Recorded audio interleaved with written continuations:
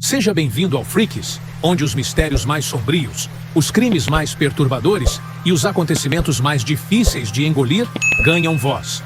Hoje você vai conhecer um dos episódios mais chocantes e tristes da história recente do Brasil. Um massacre planejado com frieza, executado com brutalidade e que até hoje levanta perguntas que ninguém conseguiu responder por completo.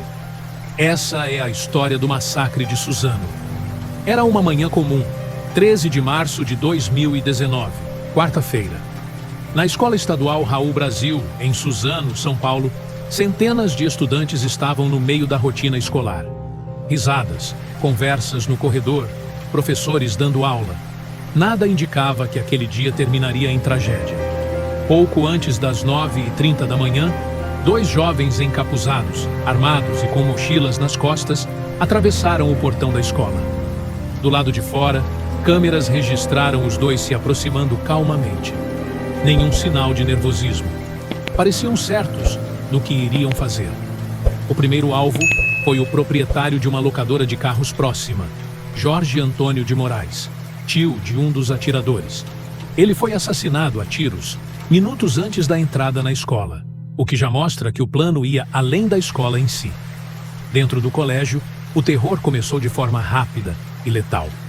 A coordenadora pedagógica, Marilena Vieira, foi a primeira vítima. Logo em seguida, a inspetora Eliana Regina Xavier. Ambas foram alvejadas e, mesmo já caídas, foram brutalmente golpeadas com uma machadinha. Isso revela o nível de crueldade e desprezo pela vida que os assassinos tinham. Os atiradores então seguiram para o pátio interno, onde estavam dezenas de alunos em intervalo. O massacre se intensificou. Muitos correram, tentaram se esconder em banheiros, salas de aula, armários, mas 5 estudantes, entre 15 e 17 anos, foram mortos ali mesmo. Outros 11 ficaram feridos, sendo 2 em estado grave. Um dos jovens, já ferido, se fingiu de morto para escapar. Quando a polícia chegou, os criminosos se isolaram no corredor e, em segundos, Guilherme atirou em Luiz e depois se matou. O ataque durou apenas 8 minutos. Mas o estrago emocional, psicológico e social, esse ainda ecoa. Agora, a grande pergunta é: o que levou 2 jovens brasileiros a cometerem um ato tão cruel e premeditado? Guilherme Tauxi Monteiro, de 17 anos, era descrito como um garoto calado, reservado, que sofria bullying desde pequeno. Apelidos, zoações, isolamento. Tudo isso somado a uma vida marcada por abandono familiar. Os pais eram ausentes, e ele foi criado pelos avós. Com a morte da avó, a única pessoa com quem tinha vínculo emocional verdadeiro, Guilherme afundou de vez em depressão. Foi nesse estado mental vulnerável que ele começou a frequentar fóruns sombrios na internet. Locais onde a violência é romantizada, onde tiroteios em escolas viram fetiche, onde jovens desajustados encontram consolo em outros ainda mais perdidos. Guilherme passou a idolatrar os assassinos do massacre de Columbine, inclusive criando vídeos sobre eles. No Twitter, ele fazia postagens cheias de ironia mórbida, idolatrando serial killers e figuras extremistas. Um deles dizia: "Eu sou o problema." Ninguém levou a sério. Até ser tarde demais. Luiz Henrique de Castro, de 25 anos, era o único amigo verdadeiro de Guilherme.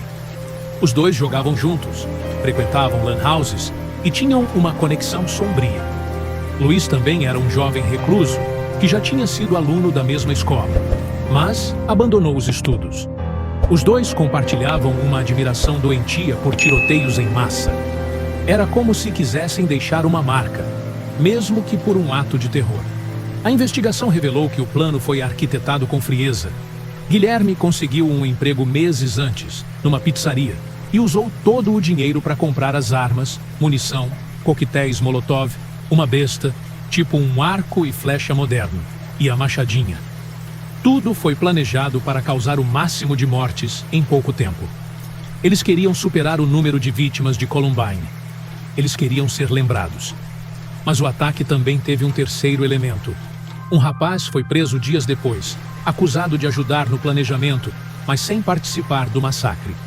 Ele teria incentivado a execução do plano, ajudado a buscar informações sobre armas e mostrado mapas da escola. Até hoje, não se sabe o porquê de ele ter recuado.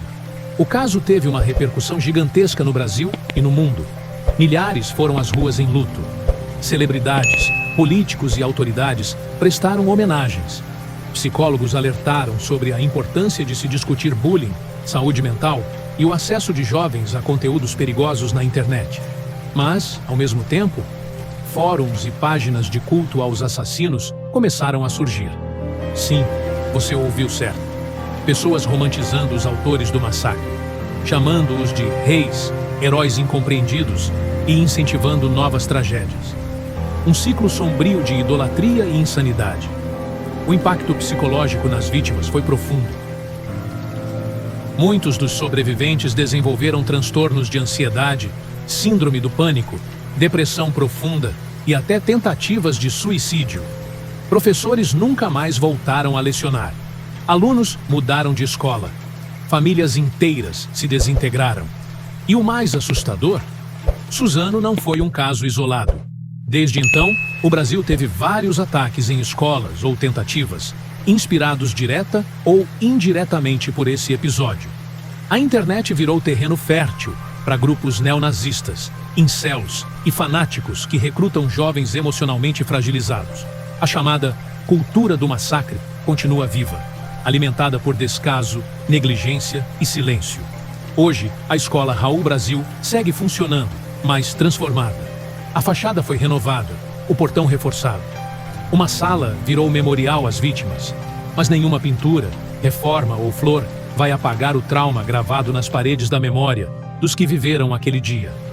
O caso de Suzano nos obriga a encarar verdades incômodas, jovens abandonados à própria sorte, uma sociedade que finge que bullying é só brincadeira, uma saúde mental ignorada, uma internet onde o ódio encontra abrigo e um Estado que muitas vezes age só depois da tragédia. Aqui no Freaks, a gente conta essas histórias não para chocar pelo choque, mas para lembrar que o mal existe. Ele tem rosto, endereço e às vezes anda ao nosso lado. Que precisamos parar de fingir que é exagero e começar a agir antes que mais uma escola, mais uma família, mais uma geração seja destruída. Se esse vídeo te impactou, deixa o like, compartilha com quem precisa conhecer essa história e se inscreve no canal. Aqui, a gente fala do que muita gente prefere fingir que não existe. Nos vemos no próximo caso. E até lá, cuidado com os monstros. Às vezes, eles se vestem de uniforme escolar.